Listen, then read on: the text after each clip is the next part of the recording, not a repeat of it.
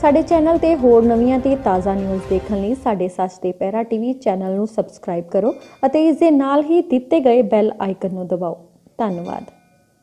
ਲੋਕਾਂ ਨੂੰ ਜਾਗਰੂਕ ਕਰਨ ਲਈ ਪ੍ਰਭੂ ਮਿਲਨ ਭਵਨ 'ਚ ਨਾਟਕ ਦੀ ਕੀਤੀ ਪੇਸ਼ਕਾਰੀ। ਵਾਤਾਵਰਣ ਨੂੰ ਪ੍ਰਦੂਸ਼ਣ ਮੁਕਤ ਕਰਨ ਲਈ ਸਮੇਂ-ਸਮੇਂ ਤੇ ਸਮਾਜ ਸੇਵੀ ਧਾਰਮਿਕ ਸੰਸਥਾਵਾਂ ਵੱਲੋਂ ਵੱਧ ਤੋਂ ਵੱਧ ਪੌਦੇ ਲਾਉਣ ਲਈ ਪੌਦੇ ਵੰਡੇ ਜਾਂਦੇ ਹਨ ਅਤੇ ਹਰ ਇੱਕ ਵਿਅਕਤੀ ਨੂੰ ਆਪਣੇ ਜਨਮ ਦਿਨ ਜਾਂ ਖੁਸ਼ੀ ਦੇ ਮੌਕੇ ਤੇ ਇੱਕ ਪੌਦਾ ਲਗਾਉਣ ਦੇ ਨਾਲ-ਨਾਲ ਇਸ ਦੀ ਸਾਂਭ ਸੰਭਾਲ ਕਰਨ ਲਈ ਪ੍ਰੇਰਿਤ ਕੀਤਾ ਜਾਂਦਾ ਹੈ। ਉੱਥੇ ਦਰਖਤਾਂ ਦੀ ਘਟਦੀ ਜਾ ਰਹੀ ਗਿਣਤੀ ਕਾਰਨ ਆਉਣ ਵਾਲੇ ਸਮੇਂ ਦੇ ਵਿੱਚ ਪ੍ਰਦੂਸ਼ਣ ਕਾਰਨ ਫੈਲਣ ਵਾਲੀਆਂ ਬਿਮਾਰੀਆਂ ਤੇ ਹੋਣ ਵਾਲੇ ਨੁਕਸਾਨ ਸੰਬੰਧੀ ਇੱਕ ਸਮਾਗਮ ਦੌਰਾਨ ਨਾਟਕ ਦੁਆਰਾ ਵੱਧ ਰਹੇ ਪ੍ਰਦੂਸ਼ਣ ਸੰਬੰਧੀ ਲੋਕਾਂ ਨੂੰ ਜਾਗਰੂਕ ਕਰਨ ਦੀ ਕੋਸ਼ਿਸ਼ ਵੀ ਕੀਤੀ ਗਈ। ਪਾਤੜਾ ਤੋਂ ਸਤਪਾਲ ਗਰਗ ਦੀ ਰਿਪੋर्ट। आप आज से संपूर्ण विश्व की आत्माओं की माँ के रूप में पालना करेंगे। जैसी आपकी आज्ञा प्रभु।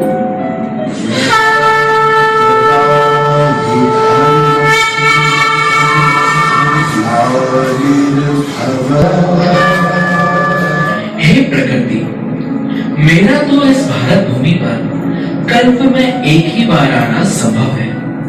तब तक आप नदी के रूप में अविरल धारा बनकर सबकी प्यास बुझाकर सबको शीतलता प्रदान करना। आप जीवनदायी वायु बनकर सभी को प्राणदान देना। उपजाऊ भूमि बनकर मेरे बच्चों का पालन पोषण करना। और हाँ प्रकृति, जब भी मेरे बच्चे आपकी गोद में खेले तब आप उन्हें मधुर संगीत सुनाकर मंत्रमुग्ध करना। जो आज्ञा प्रभु।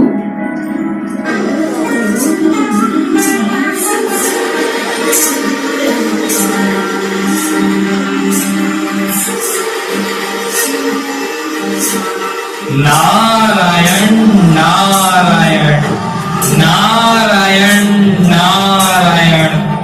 प्रणाम माते। कल्याण हो बस। नारायण नारायण। क्या बात है माते, आज आप अत्यंत प्रसन्न नजर आ रही हैं। हाँ ऋषिवर, मुझे परमपिता परमात्मा शिव ने संपूर्ण विश्व की आत्माओं की माँ के रूप में पालना करने हेतु इस पृथ्वी लोक पर भेजा है। यह तो अत्यंत हर्ष की बात है माते कि आपको नव सृष्टि की पालना करने का सौभाग्य प्राप्त हुआ। नारायण नारायण नारायण नारायण।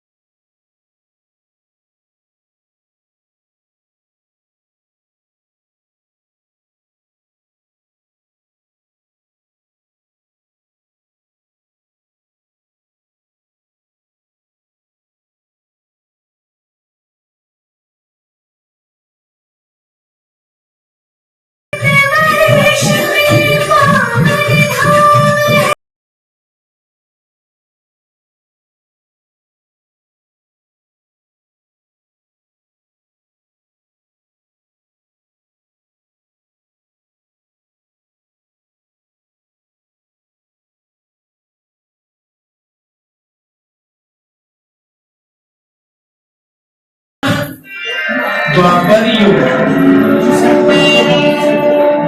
माँ माँ। अरे राजकुमारी, आप यहाँ? माँ, आप सब लोग ये वृक्ष की पूजा क्यों कर रहे हो? राजकुमारी, ऐसे नहीं कहते, प्रकृति हमारी माँ है।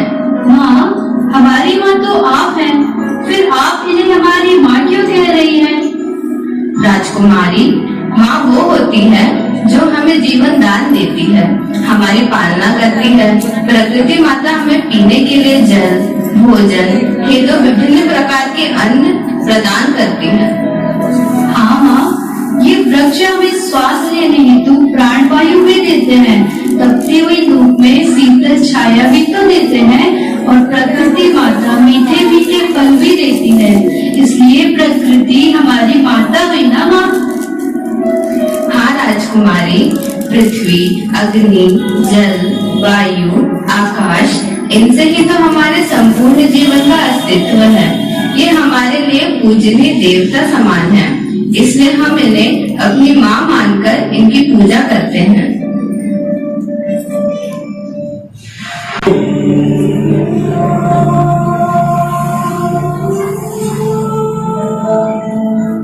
अम्मा, मैं जा रहा हूँ नदी पर नहाने। अच्छा ठीक है, जा। एक काम कर, गौरा को भी अपने साथ ले जा, नहला के ले आना। ठीक है अम्मा। अरे पप्पू, साबुन सोडा तो ले जा, साथ में कचरा भी ले जा, नदी में डाल देना। पर अम्मा, आजकल नदी में कचरा डालना मना है, कोई ने देख लिया तो? अरे चुपके से डाल देना, कौन देख रहा है? खाओ।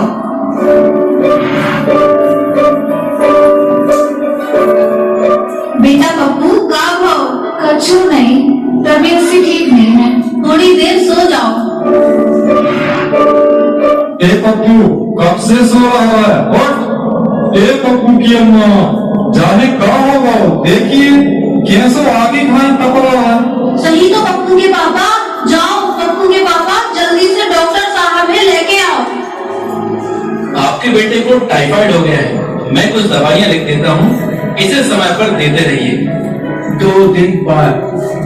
अम्मा, अम्मा, कहाँ हो बेटा? कैसा हो रहा है पप्पू?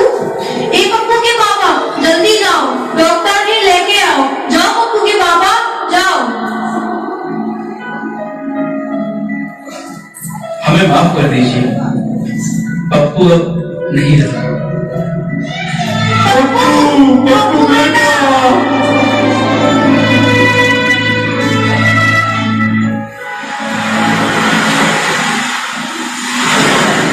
देकर सबको जल, किया मैंने सबका जीवन सफल, पर आप लोगों ने मुझ पर जरा भी न किया रहम। आपने मुझे हर गंदगी से प्रदूषित किया, मुझ में पशुओं को नहलाकर, फैक्ट्रियों से प्राप्त रसायन मुझ में डालकर मुझे प्रदूषित कर दिया, प्रदूषित कर दिया, प्रदूषित कर दिया।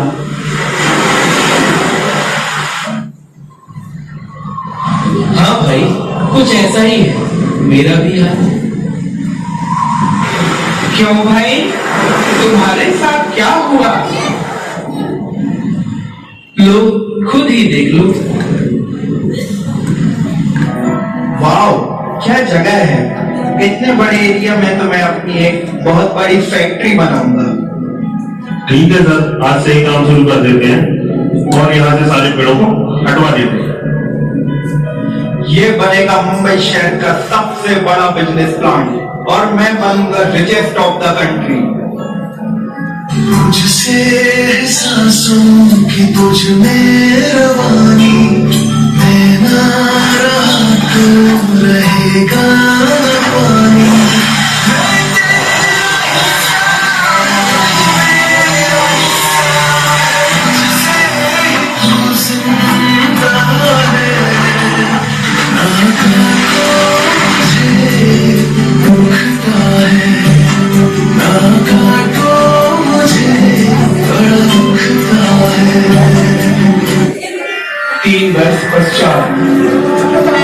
देश में और कोई नहीं।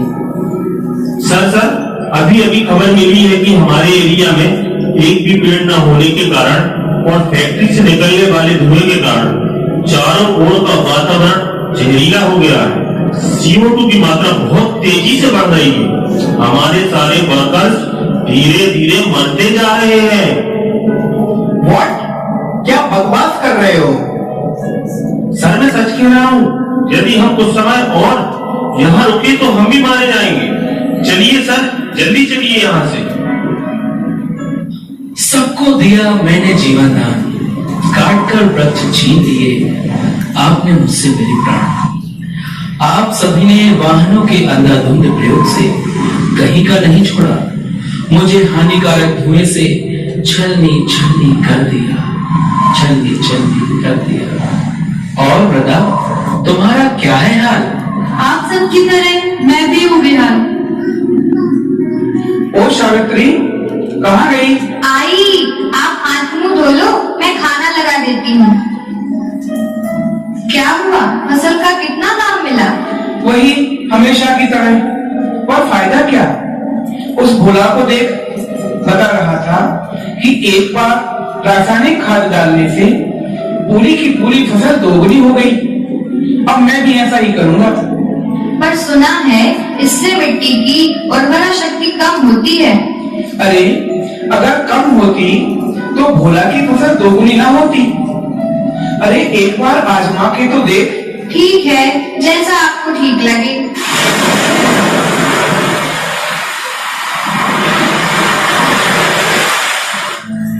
अरे सावित्री, इस बार तो दोगुनी फसल हुई है, दाम भी दोगुने मिलेंगे। बड़ी कृपा भई भोलेनाथ की। आज ही जाके मंदिर में प्रसाद चढ़ाऊंगी। 3 वर्ष पश्चात। क्या हुआ? बड़ी चिंता में लग रहे हो। क्या बताऊं सावित्री, सारी फसल मिट्टी में मिल गई। जितनी बोई थी उतनी भी नहीं मिली। सही कह रही थी तुम, ज्यादा लोग ना करो, मतलब मेरी तो मति मारी गई थी, तुम्हारी एक भी न सुनी। जिस माँ के द्वारा तुमने अपने भोजन में 56 भोग खाया, तुमने उसके साथ क्या किया? तुमने उसे अपने हाथों से जहर पिलाया, उसकी खुदाई कर उसके हृदय को चीर डाला और उस पर अपना हथियारा बनाया।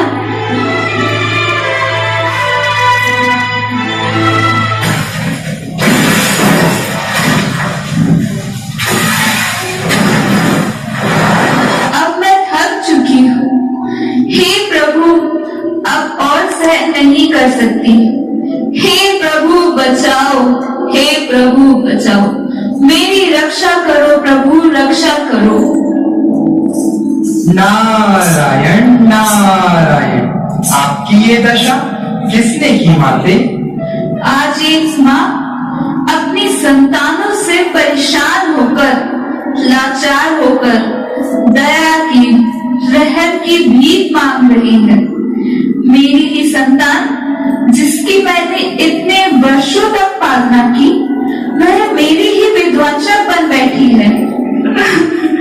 मेरे भारत वासी जागो उठो, सुनो प्रकृति की पुकार। अब ना छेड़ो, बहुत हो गया, मेरा है ये संसार। मेरे भारतवासी दुखी ना हो माते, दुखी ना हो। शीघ्र ही उन्हें अपनी भूल का एहसास होगा माते, और जल्द ही आपका पुनरुत्थान होगा, पुनः नव सृष्टि का निर्माण होगा। नव सृष्टि का निर्माण? मुझे याद है ऋषिवर कि जल्द ही धर्म की ग्लानि होगी, तब परमात्मा का सृष्टि पर अवतरण होगा और मेरा पुनरुत्थान होगा। कब आएगा वो समय ऋषिवर, कब आएगा वो समय? हाँ माते, हाँ, मैं यही शुभ समाचार आपको सुनाने आया हूँ कि परमात्मा का अवतरण हो चुका है और परम पिता परमात्मा की श्रेष्ठ श्रीमत रूपी आज्ञा से आपकी संतानों ने पुनरुत्थान का कार्य आरंभ कर दिया है। क्या मेरी संतानों ने?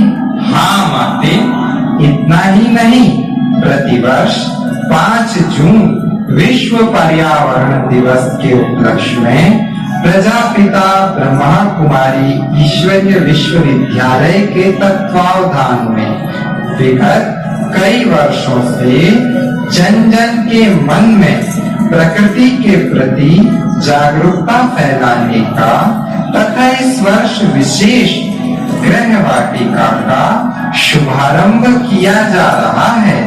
अच्छा, हाँ माते, आइए मेरे साथ।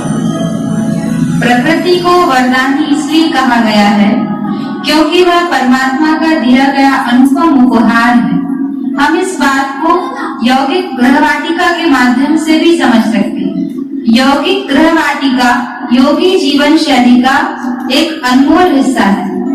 यह वास्तव में घर की शान है। जिसमें व्यक्ति अपनी आवश्यकता अनुसार प्रतिदिन उपयोग में आने वाले फल, साग, सब्जियों का उत्पादन स्वयं कर लेता है। वर्तमान परिस्थिति में मनुष्य प्रकृति से दिनों दिन दूर होता जा रहा है। ऐसे समय में गृहवाटिका हमें प्रकृति के साथ जुड़ने का मौका देती है। गृहवाटिका में बैठकर प्रकृति की सेवा करते हुए तथा पौधों को फलते फूलते देखकर उनसे जुड़े होने तथा उनके माध्यम से प्रकृति से जुड़े रहने का एहसास होता है। आइए हम सभी वृक्षारोपण कर गृहवाटिका का शुभारंभ करें। अपनी धरती को बचाए, आओ ऐसा कदम उठाए, सोने के भारत को आओ फिर से मिलके सजाए, फिर से मिलके सजाए। अपनी धरती को बचाए। आइए हम सभी मिलकर 2 मिनट प्रकृति को सकाश दें। आपने सत्य कहा था मुनिवर, मेरे पुनरुत्थान का समय आ गया है। हे मेरे लाडलो, आपके इन अथक प्रयासों और जन जन में जागृति हेतु किए गए इन कार्यों से मुझे मेरे स्वर्णिम भारत का स्वप्न साकार होते हुए नजर आ रहा है। मुझे प्रसन्नता है कि मैं आपके इन प्रयासों द्वारा पुनः पहले जैसी सुखदायी और हरी भरी हो जाऊंगी।